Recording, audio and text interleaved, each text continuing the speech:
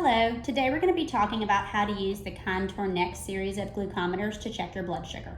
So when you open your box, you'll find several things inside, one of which is the carrying case that allows for you to store all the parts and pieces of your glucometer for easy transport. The other is the glucometer itself, which is the machine that actually registers and records your blood sugar, as well as a vial of test strips. And the test strips are what you actually apply your blood sample to inside the glucometer. And you'll also find a lancing device with the needles that go with it. And this is the device that you use to actually stick your finger to obtain the blood sample. We'll go over that in just a minute. First thing to know about the glucometer is that the first time it's turned on, it will likely ask you to confirm the date and time. There are instructions in the manual inside your box that can tell you how to do that, and once that's confirmed, you'll be able to use the glucometer. As far as the test strips go, notice that they're stored in an airtight vial, and that's important because humidity and moisture can affect the validity of the test strips as well as extremes of temperature. So make sure to keep that top closed between uses and try to avoid extremes like a hot or very cold car or a really damp bathroom. So let's take a look at the test strips, remembering to close the top. The front of the test strip has some writing in the middle with some silver lines across the bottom and one dark solid line in the middle of the top of the strip.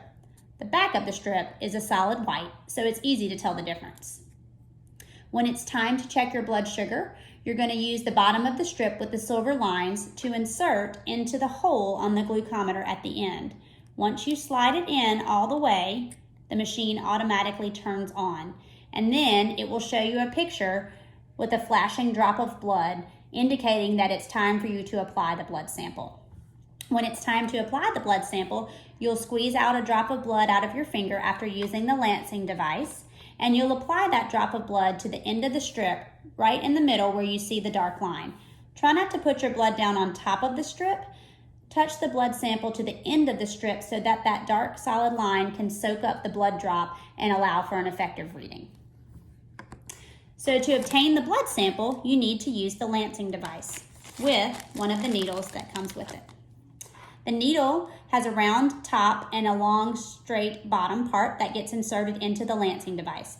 And the way that happens is you twist off, holding the white band here, you twist and remove the entire cover of the lancing device.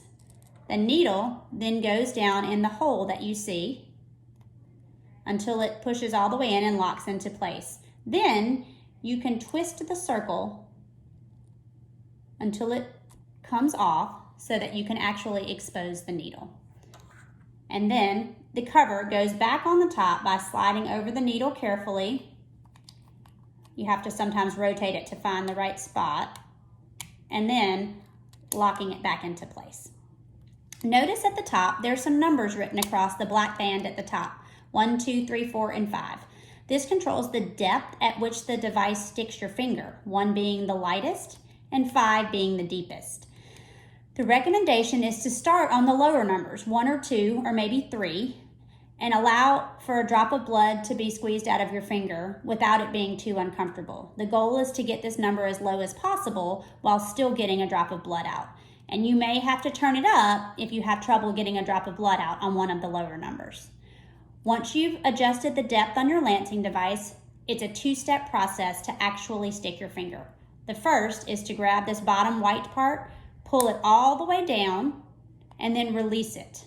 That gets the needle inside, cocked back, and ready to go. Then the second part of the process is to take the hole at the end and put it up against your finger with a little bit of pressure while using another thumb or finger to depress this white button right in the middle of the device. That will actually fire the needle and stick your finger. So once again, it's a 2-part process. Pulling down on the bottom and releasing to get it ready, selecting the finger you're going to use, pushing the device against it, and pushing the white button in the middle. Try to use the size of your finger instead of right in the middle because there's more nerve endings and it can tend to be a little more uncomfortable. Once you've done that, you want to squeeze from the base of your finger towards your fingertip to squeeze out the drop of blood. which then gets touched to the end of the strip on the glucometer as we discussed before. Once your reading shows up across the strip after about 4 or 5 seconds, you can simply take the strip and remove it from the machine, discard it in the trash, and the machine will turn itself off. Do know too that there's a memory in this machine that will keep that reading and many other readings so that you can bring this with you when you go to your doctor's office for follow-up. Hope that helps you. If you have any further questions on using your Contour Next meter, please contact the Diabetes and Nutrition Center at 334-528-6800. Thank you.